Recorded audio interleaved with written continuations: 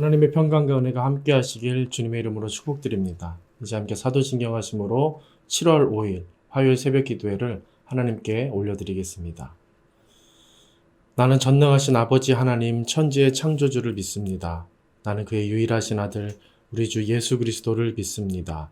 그는 성령으로 잉태되어 동정녀 마리아에게서 나시고 본디오 빌라도에게 고난을 받아 십자가에 못 박혀 죽으시고 장사된 지 사흘 만에 죽은 자 가운데서 다시 살아나셨으며 하늘에 오르시어 전능하신 아버지 하나님 우편에 앉아 계시다가 거기로부터 살아있는 자와 죽은 자를 심판하러 오십니다. 나는 성령을 믿으며 거룩한 공교회와 성도의 교제와 죄를 용서받는 것과 몸의 부활과 영생을 믿습니다. 아멘.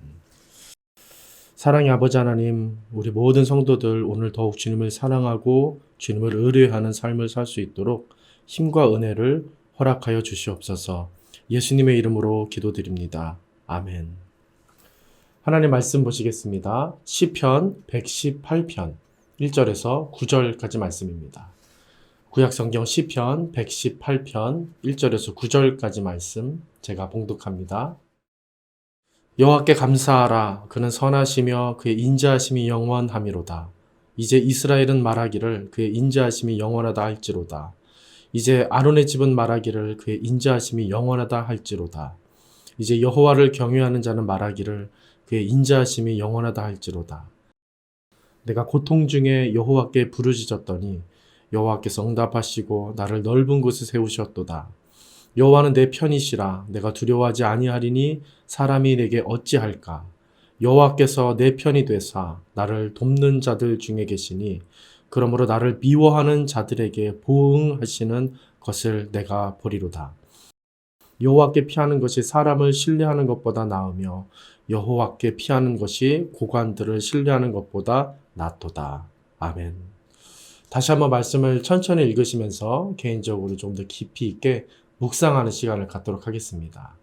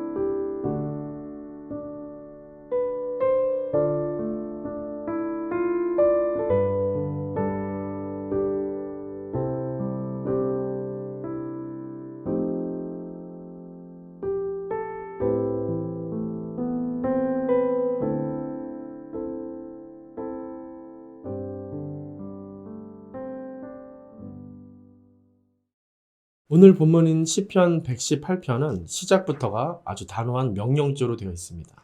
가장 먼저 무엇을 명령합니까? 여호와께 감사하라. 감사를 명령합니다. 히브리 원문도 똑같이 되어 있습니다. 그리고 그 이유에 대해서 뭐라고 하냐면 그는 선하시며 그의 인자하심이 영원함이로다. 그리고 이어서 2절도 보시면 다시 한번 이 내용이 반복됩니다. 이제 이스라엘은 말하기를 그의 인자하심이 영원하다 할지로다. 끝이 아닙니다. 3절과 4절에도 계속해서 반복됩니다. 이제 아론의 집은 말하기를 그의 인자하심이 영원하다 할지로다. 이제 여호와를 경외하는 자는 말하기를 그의 인자하심이 영원하다 할지로다. 이것이 오늘 본문 시편 118편의 핵심적인 내용이 됩니다. 오늘 본문이 9절까지로만 되어 있는데 사실은 29절까지 한 개의 시로 되어 있습니다. 그래서 28절, 29절 마지막 부분을 보시면은 오늘 처음에 살펴봤던 그 동일한 내용이 반복되고 있음을 확인하게 됩니다. 28절, 29절을 보시면 주께 감사하라 이렇게 또 명령을 하면서 똑같이 초반부와 똑같이 그가 선하시며 인자하심이 영원함이로다. 그 이유를 대고 있는 것입니다.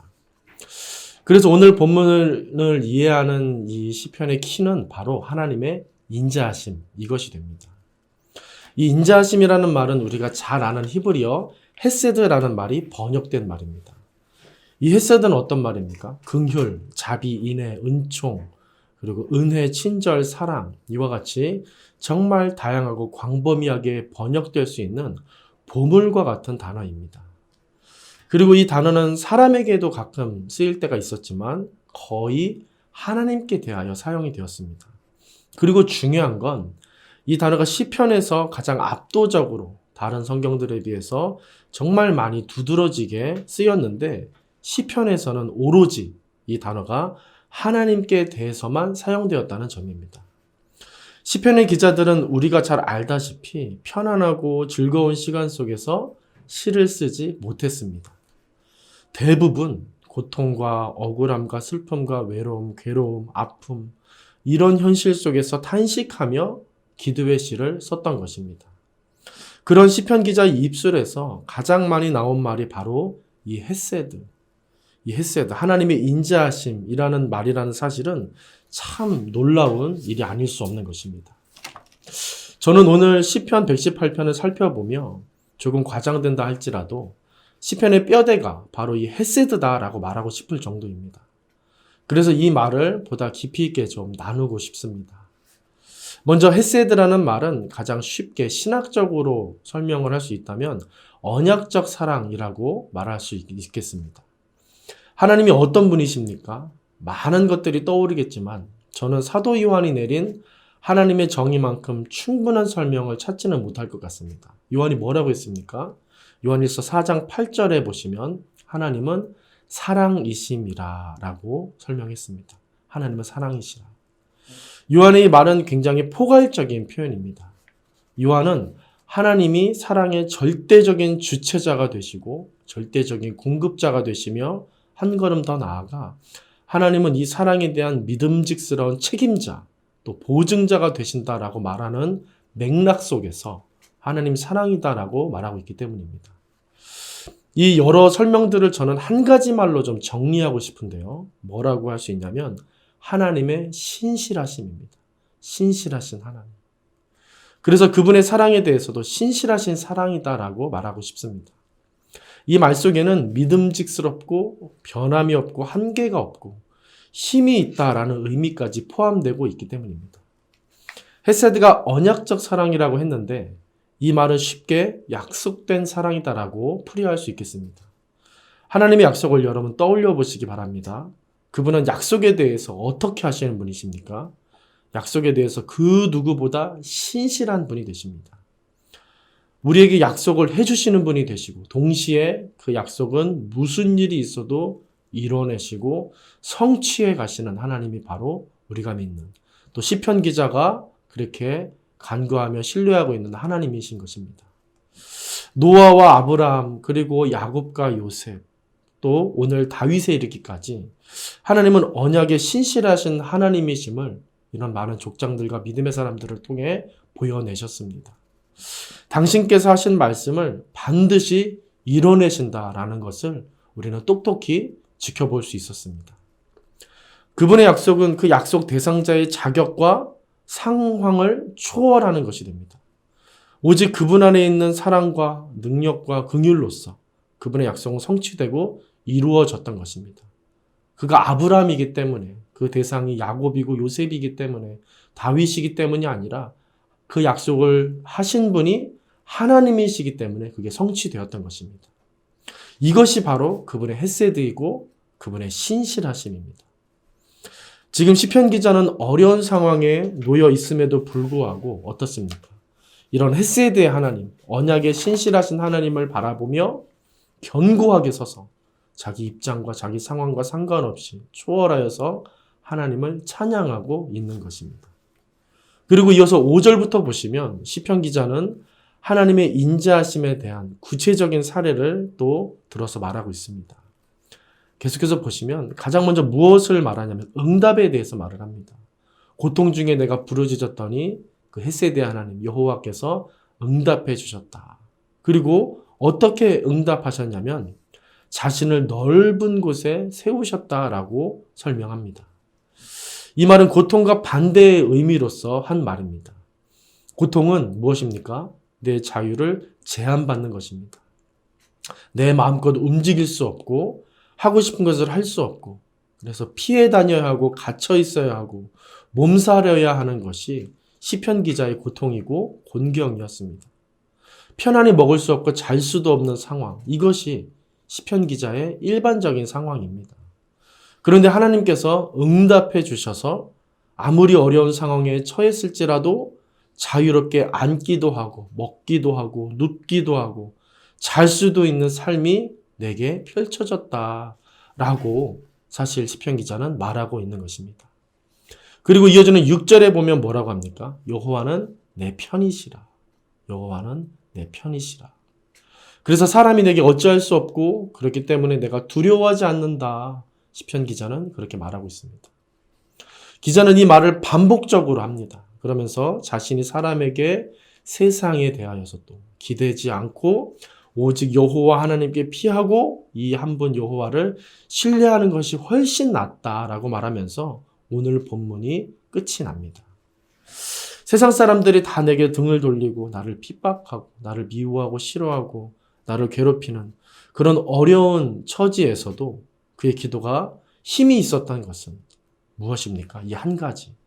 헤세드의 그 신실하신 하나님이 자신의 기도에 응답해 주시고 자신이 아무리 낙후한 상황, 정말 비루한 상황에 놓일지라도 변함없는 그 헤세드의 하나님, 신실하신 하나님이 내게 편이 되어 주시기 때문에 나는 힘있게 기도할 수 있다, 찬양할 수 있다라는 모습을 우리에게 보여주는 것입니다. 오늘 시편을 묵상하면서 저는 문득 든 생각이 시편 기자에게 이런 고통은 오히려 하나님을 더 확연하게 경험하고 주장할 수 있게 해주는 그런 도구가 되고 있구나라는 점이었습니다. 오늘 그의 시를 가만히 살펴보시기 바랍니다. 그의 고통보다 무엇이 더 두드러지고 돋보이고 있습니까? 그의 여유와 기쁨과 찬송이 더 두드러져 보입니다. 그는 그래서 감사를 명령할 수 있었던 것입니다. 이것이 바로 믿는 사람의 모습이 아닐까 싶습니다. 오늘 시편 기자의 하나님, 그 언약에 신실하시며 사랑에 신실하신 여호와 하나님이 바로 오늘 우리의 하나님이 되시고 나의 하나님, 우리 모든 성도님들의 하나님이 되시는 줄로 믿습니다. 그래서 우리 성도님들 이 사실을 잊지 마시고 이 사실을 붙잡고 어떤 상황에 어떤 일에 놓일지언정 내가 주님을 저버리지 않고 주님께 피하고 주님을 신뢰하겠다.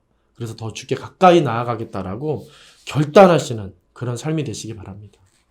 내 인생에서 고통이라는 놈, 슬픔이라는 놈이 더 돋보이지 않고 기쁨과 소망과 능력이 더 돋보이도록 나는 신실하신 여호와 하나님을 오히려 더 찬양하고 주장하겠다.